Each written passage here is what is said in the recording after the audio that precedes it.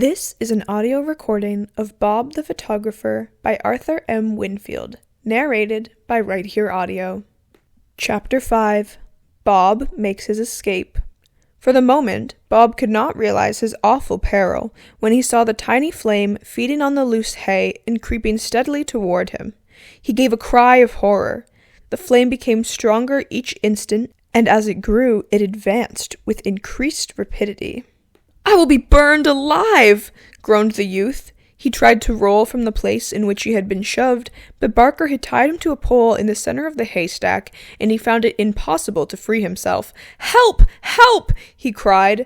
No answer came back to his appeal. The spot was out of sight of any house, and it was more than likely that the fire would be well under way before being discovered by any outsider. If only Frank would come, thought Bob. He ought to be somewhere about. Little did the youth dream that his friend was at the moment lying at the bottom of the ditch. The blow upon Frank's head had been a severe one, and when Barker and Casco left him, they expected he would not very soon recover. The flames near the stack were now mounting higher, and suddenly a puff of wind carried them directly towards Bob, and the youth was almost immediately surrounded by fire. "I'm a goner now," moaned Bob. The fire ate its way swiftly towards the youth's back. It touched his hands, and he shrieked with pain. The smoke was thick, and it not only blinded him, but choked him as well. Bob was almost overcome when the wind shifted and carried the flames another way. He began another desperate struggle, and at last succeeded in freeing one hand, although in doing so, he tore a large portion of the skin from his wrist.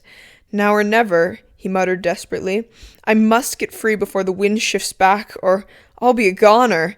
He tugged at his other hand, but the cord held and the knot refused to budge. "Help! Help!" he cried again at the top of his lungs. He had hardly uttered the words before the wind swerved around, and once more the flames and smoke surrounded him. "Hello there!" came faintly from the darkness beyond. "Help!" cried Bob again. His throat was almost choked, and his mouth was parched. "Where are you?" "In the haystack! Save me! I am tied fast! By Jove, I'm coming!" An instant passed, and then through the smoke appeared a swaying form that seemed every moment to be on the verge of collapsing. "Bob! Frank! Save me quick!" "What's the trouble?" "I'm tied to this pole," moaned Bob. "Quick, cut the cord or I'll be burnt up." Frank drew out his knife and opened it. 2 slashes and Bob was free. With one mad leap, he jumped from the burning stack to the open space beyond. Frank followed, and both were safe, while a sudden puff caught the flames and sent them upward with a roar. "In the nick of time!" burst out Bob. "Just look at that wrist, and I know my neck is blistered." "I'm glad I arrived when I did," returned Frank. "I suppose the same rascals tied you." He stopped short.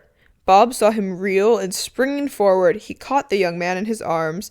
"Fainted, by jinks!" exclaimed the youth, "and his neck is covered with blood. They must have attacked him, too." Bob laid Frank flat on his back and began to fan him with his cap. While he was doing this, 2 men, evidently father and son, rushed up. "Here, what be you a-doing here?" demanded the elder savagely. "We didn't set the stack on fire," returned Bob. "That's well enough for you to say," went on the younger. "Get up there!" This to Frank. "He can't get up," replied Bob. "Why not?" "He has fainted." "What were you doing in the stack?" demanded the elder. "Nothing. I was tied there by 3 men, and one set the stack on fire from his pipe." "By gum!" ejaculated the younger. "That's a likely story. Guess we can't save it, Rule, anyhow." "'Tain't likely, Dad, that A is lost, sure." "It's these fellers' fault," grumbled the father. "They most likely went to sleep smoking in it, and that's how it caught." He grabbed Bob by the arm. "Ye come along with me." "It's not my fault. Let go." "It's not my fault. Let go," returned Bob. "Look at that wrist, and my friend has been struck in the back of the head. You had better help me carry him to some house and get a doctor. He is no tramp but a guest over to Fitt's Hotel." At these words the farmer let go his hold and scratched his head. "Well, I dunno. Who be you?" "Never mind that. This young man is Frank Lands. Perhaps you have heard of him. He comes around here occasionally." "Frank Lands! By gum, so it is!" "He's with a New York commission house." "Well, that's different." "Of course it is. But who sought the higher fire? 3 men named Casco, Barker, and Grogan. I don't know 'em. They are a bad set, but come help me with Frank. You can't do anything with that hay. It's all smoked through, and the cattle won't touch it. That's so. Where shall we take him? How far is your house? Just other side of that hill.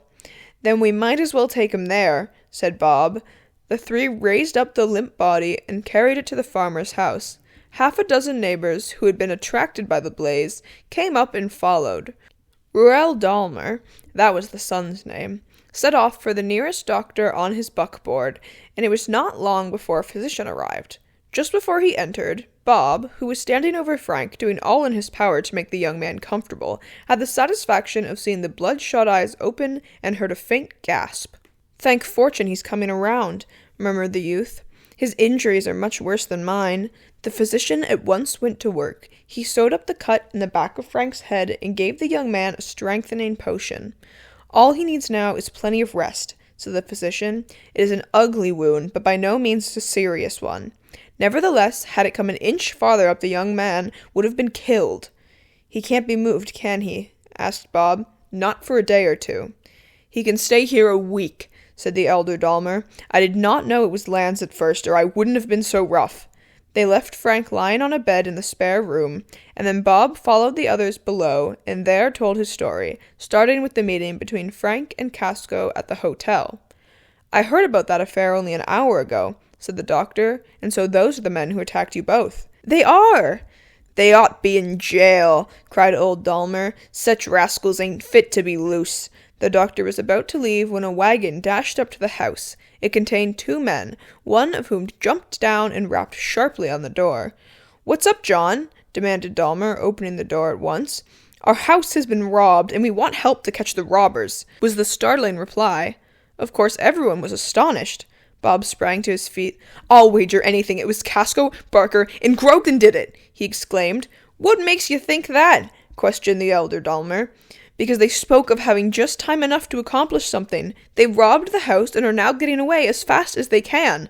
"I'm going after them. I'll catch 'em too, just as sure as my name is John Wright," exclaimed the man who had made the announcement. "Who will go along?" "I can't go," said the man who had driven up with Wright. "I'll go after them," said Bob. "I owe those fellows one." "And I'll go too," put in Ruel Dalmer. "They'll find out they can't fire our haystack for nothing. By gosh!" So a party of 3 was hastily formed, and they drove off in John Wright's wagon at a breakneck speed. "Have you any idea what direction the robbers took?" questioned Bob on the way. "I reckon they cut towards Sampton," said Wright. "We'll see if they've learned anything new up to the house." When they reached Wright's home, they found everything in confusion. An entrance had been effected through a dining room window, and the entire lower floor ransacked.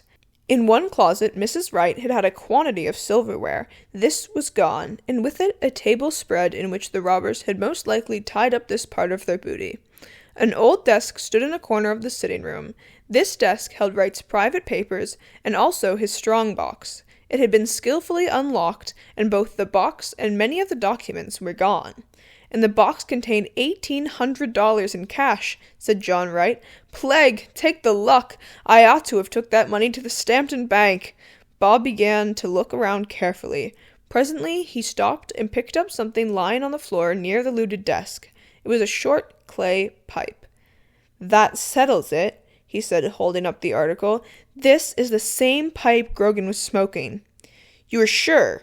questioned Wright. "Yes. We had better get after them without delay. But which way?" "Yes, we can't go after them unless we know that," put in Ruel Dalmer. "I suppose they went out the way they came," said Bob. "Let us see if we cannot trace them from the dining room window." An extra lamp was produced by Mrs. Wright, who was shedding copious tears over her loss, and a minute examination of the ground outside of the window took place. "The steps lead off in that direction," said Bob, pointing towards a road which ran to the south of the house. "Come on!" By the aid of a lantern they followed the footprints to the road. "And from here they went straight to Stampton," said Wright. "I wonder if they had a horse and wagon." "No, they didn't," shouted Bob from the other side of the road. "They crossed to here and struck out for the woods."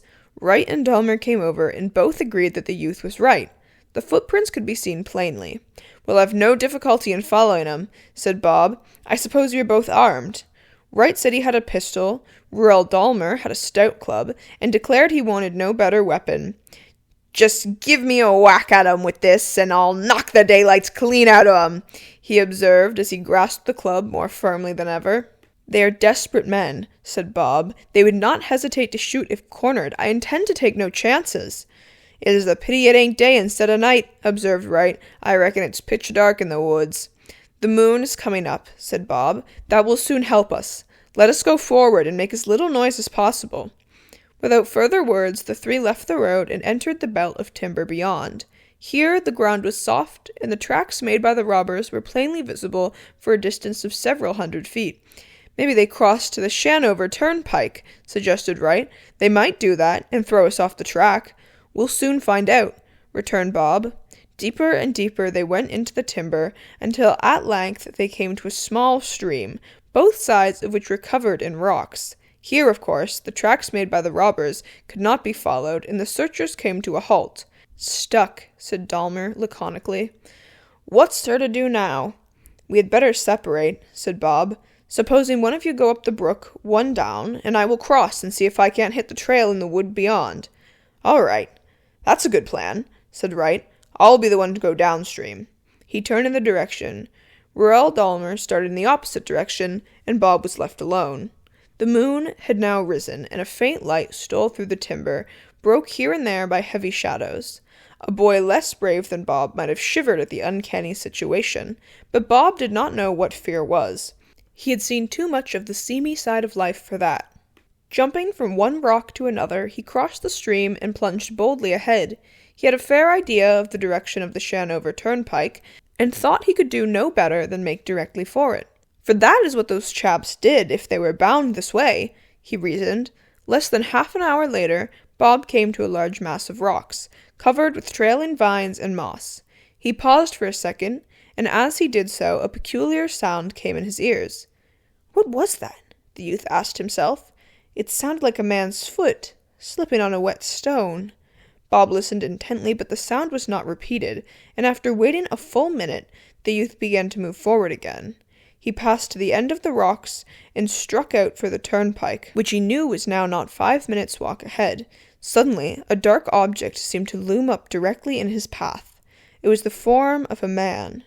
In a moment more, the boy made out the figure of John Wright. "Do you know where the robbers went?" asked Wright. "No. I sent word over to Stampton and to Shanover, and the police are now on the villains' track. Hope they catch them," muttered Bob. "They're the toughest crowd I ever heard of." "That's so, but the chief of police of Stampton assured me they couldn't escape. I suppose he knows how to run 'em down, first clip." Bob had his doubts about the matter, but he did not express them. Yet he hoped Wright spoke the truth. He was anxious to interview Barker. What did the man know about him, and about his father? "I'll make him tell," muttered Bob to himself, "and I'll make him prove what he says, too. I don't intend to be a nobody any longer." Bob followed John Wright to his home. Here he was invited to partake of breakfast, which he did willingly, for the events of the past hour had sharpened his appetite. Having finished the meal, Bob started back towards the Dalmer house to see how Frank Lands was progressing. He sincerely hoped his newly found friend would speedily recover from the injuries he had received. About halfway down the road, he espied a rickety turnout approaching. He thought he knew the rig, and he was not mistaken. It was Joel Caro's turnout, and on the seat sat the miserly farmer, looking meaner than ever. "I wonder what he'll do when he sees me," thought Bob. Joel Caro's horse approached on a slow trot, and the farmer was not long in espying the youth. Bob eyed him sharply as he stepped aside to let the wagon pass. He was about to speak, but changed his mind. "What are you doing here, you young whelp?" was Caro's salutation as he pulled up. "Are you speaking to me?" asked Bob coolly. "Who else would I be speaking to, you rat?" "Thanks for your kind expressions. What I am doing is none of your business." "I hear Wright's house was robbed last night," went on Caro meaningly. "Well, I was going to ride over and see. It's more'n like you had something to do with it." Bob laughed at this. "You're crazy, Mr. Caro," he said. "Just because you and I can't hitch, I suppose you think I'm the worst boy in the state. So yer be, and don't you call me crazy, shouted Caro, getting angry. Then keep your opinions to yourself. Nobody asked you for them, and they are not wanted. Don't give me any of your sass. Then don't call me hard names. I'll do as I please. I ain't be talked to by no boy, howled Caro. Did you catch the pigs? Questioned Bob in a teasing manner. I'll pig you! How about that hotbed? It must have cost a nice penny to put all that glass back. Shut up! Caro was in a fearful rage. He could not stand being chaffed. Say another word and I'll skin you alive, he roared. Another word, returned Bob promptly. You are on too good terms with yourself. Leave me alone, and I'll leave you alone. I'll leave you alone, snarled the farmer. How do you like that, you scamp? He pulled his whip from the socket, swung the end in the air, and brought the lash down on Bob's back. The blow was a heavy one, and it hurt. Bob sprang back, his eyes blazing like stars. What did you do that for? He demanded. To teach you a lesson. Come down off of that seat. What for? Come down, and I'll show you. I reckon I won't accommodate ye, returned Caro, pulling up on his reins. Let that be a lesson to you. If you don't come down, I'll throw this at you, cried Bob. He stooped as he spoke, and picked up a large, round stone. Don't you dare, cried the farmer in alarm. Then come down. You had no right to hit me with the whip, and I want to settle with you. Caro looked at the determined youth, and grew just a bit nervous. He knew Bob was a good shot with a stone, and he did not fancy getting such a missile in the head. Do you want me to give you more of the whip? He asked, but in a milder tone. Never mind. Come down. Instead of complying, Caro spoke to his horse. The animal took a step forward, but Bob promptly stopped him. Let go the horse, cried the farmer. I won't.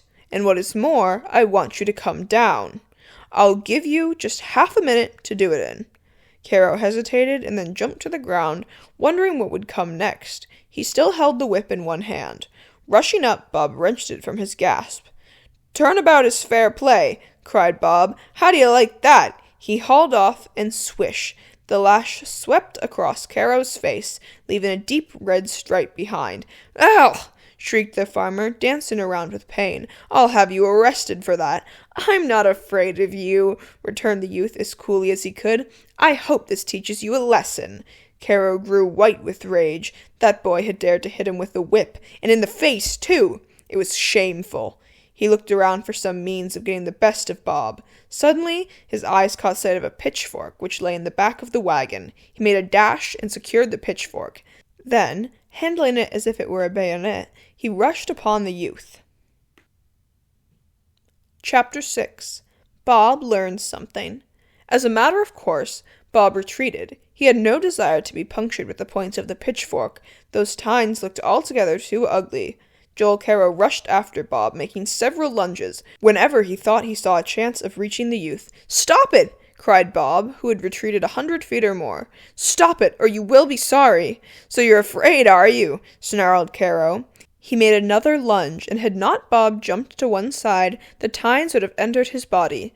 The youth watched his chance, and doubled on the farmer. The wagon was a good bit up the road, and running to it, he jumped in. Hi! Stop there! Cried Caro in alarm. Goodbye, old Freckles, returned Bob. He turned the horse's head, and before the farmer could reach him, started off at a lively gait, leaving Caro standing in the middle of the road, shaking his fist in impotent rage. Bob fully understood the horse he was driving, and he made good time to Dahmer's place. Jumping off here, he tied the reins to the dashboard, and started the horse off, feeling certain that the animal would go straight home. Entering the house, he found Frank Lance sitting up in an easy chair. Hello, Bob! So you've come back! Mr. Dahmer thought you would follow those rascals to Stampton or some other place. Such was Frank's salutation, and Bob saw at a glance that the young man was much better. I wish I had been able to follow them, returned the youth, and sitting down, he related the particulars of the useless search. Frank shook his head slowly. That's the end of them, mark my word. I'm afraid you're right, returned Bob. They are sly as well as bad. How do you feel? Much better. I think I can start out again by tomorrow morning. How is your wrist and back? Mighty sore, but I reckon I'll pull through. And Bob grinned. I'm tough, you know. Bob remained with Frank for an hour. During this time, he saw Joel Caro tramp past, pitchfork in hand, and looking the picture of sourness. He laughed and told his companion of the incident on the road. "He ought to be dressed down," said Frank. "But Bob—" "Well, I wish you would go over to the hotel and get our traps. I haven't a cent with me. Luckily, I left some money in the satchel. Settle with the landlord and tell him we intend to stay here tonight. Mrs. Dahmer says she will accommodate us." "All right, Frank, but—" and Bob hesitated. "But what?" "It's asking too much of you to keep me a whole day for nothing, and those fellows cleaned me out when they caught me at the haystack." "That's all right. You are to stay with me until we reach Stampton, even if we don't get there until 6 weeks, and I'm to settle the bills. Don't say no or I'll get angry." "Thanks. I wouldn't make you mad for the world," and Bob made off without further word. It did not take the youth long to reach the halfway house. He secured all of Frank's effects, as well as his own bundle, and remained for a while talking a fit about the robbers. "It's a pity they weren't caught," said the hotel keeper. "I believe they are a regularly organized gang, and nothing less." "Perhaps they are. You haven't seen any trace of them around here, have you?" "I had a sort of an idea I saw one of them sneaking around early this morning, but I guess I must have been mistaken," answered the landlord. Before leaving the hotel, Bob had occasion to go upstairs, wishing to make sure that nothing belonging to Frank had been left behind. As he passed through the main corridor, he saw a tall, slim man pass hurriedly to one side and slip into a room the youth knew was vacant. The actions of the fellow were so peculiar that Bob could not help noticing them, and the more he thought over the matter, the more he became convinced that the slim man was up to no good. "I'll watch him for a few minutes, and make sure," said Bob to himself.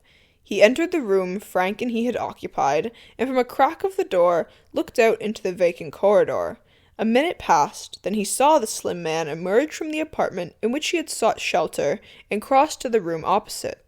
The door of the room was locked, but the man inserted something, which Bob thought was a wire, into the keyhole, and at once passed inside.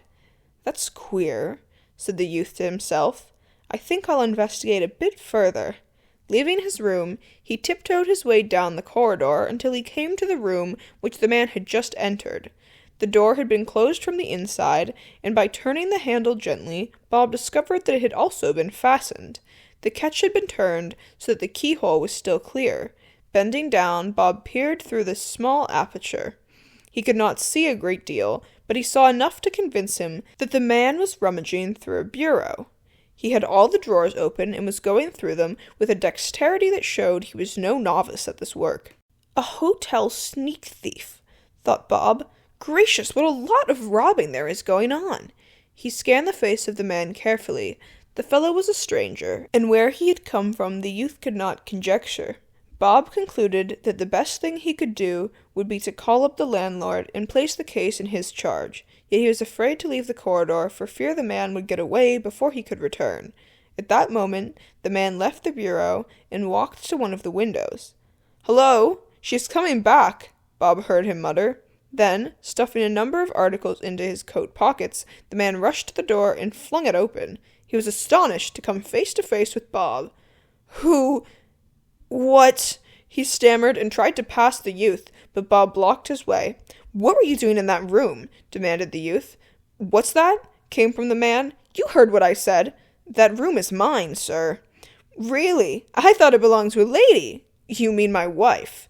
The sneak thief spoke so coolly that for the instant Bob was taken aback. "Is she your wife?" "Certainly. Let me pass." And again the man attempted to push Bob aside. "What makes you in such a hurry?" And Bob placed his hand on the slim man's arm. "You are tremendously impudent," cried the sneak thief, putting on an air of importance. "Thank you. Just you come down to the office with me." "I'll do nothing of the kind."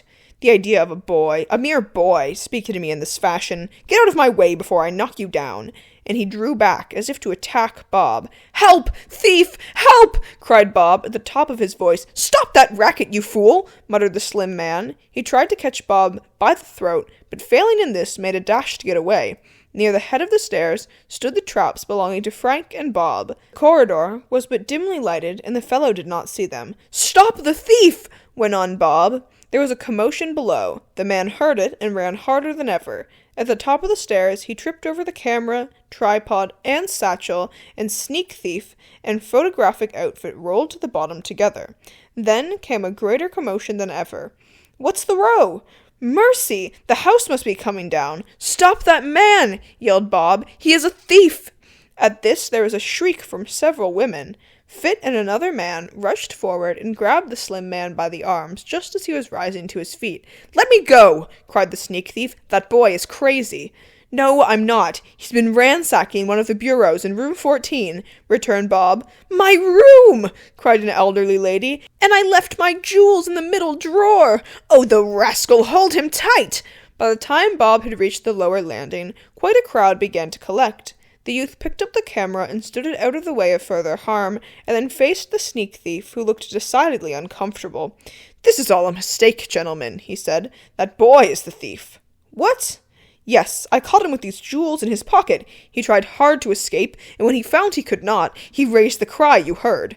The crowd looked from the slim man to Bob. "That's not true!" cried Bob. "I saw this man acting rather strangely, and I watched him. He picked the lock of the door, and—" "Tut, tut!" put in the sneak thief. "Why, boy, do you know who I am?" "I don't care if you're the president. You stole those jewels, and you know it. I am Senator Briscoe from the West. Look up my interest in the T.W.&L. Railroad. To say I am a sneak thief is preposterous, I am afraid," went on the pretended senator with a wave of his hand. "That this youth is not quite right in his mind. Landlord, do you know him?" "Yes, I do," returned Fit. "And I don't know you," he added suspiciously.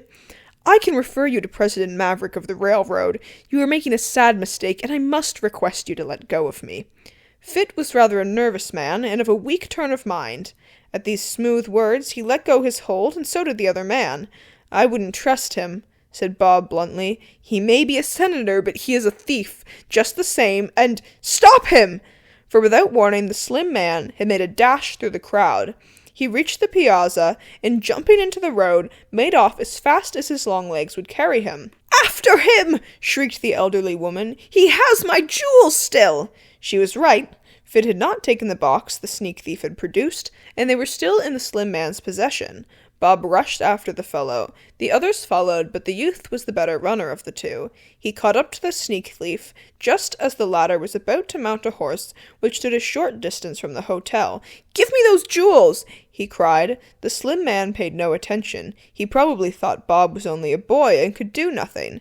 Just as the man mounted the horse, Bob caught him by the side pocket of his sack coat. The pocket was torn away, and out on the road tumbled the jewel case. Bob snatched it up. Seeing what had happened, the slim man thought first to dismount and try to recover the case, but Fit and several others were not far off, and he reconsidered the matter and galloped off at top speed.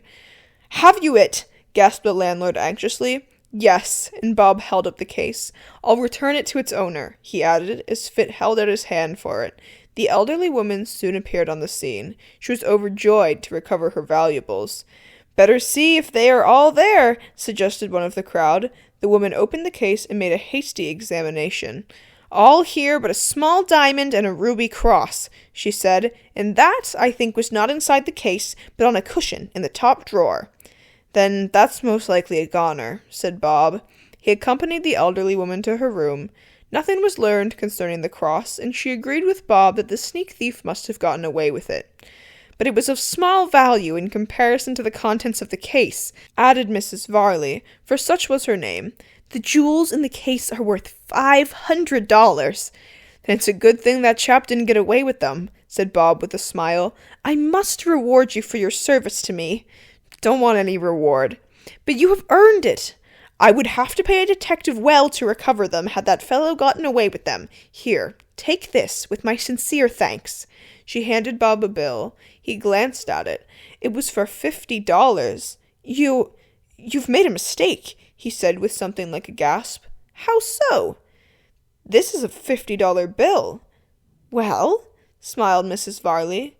"You didn't mean to give me that much, did you?" She nodded. "But it ain't worth it. Not by half. I didn't do much. Let me be the judge of that. Keep it, and I only hope it gives you as much pleasure to receive it as it does me to give it." "Gee, Christopher," murmured Bob, surveying the crisp bill. $50? Why, I never had so much money in my life before. Mrs. Varley laughed outright. Well, let us hope you'll have a great deal more than that before you are much older. What is your name?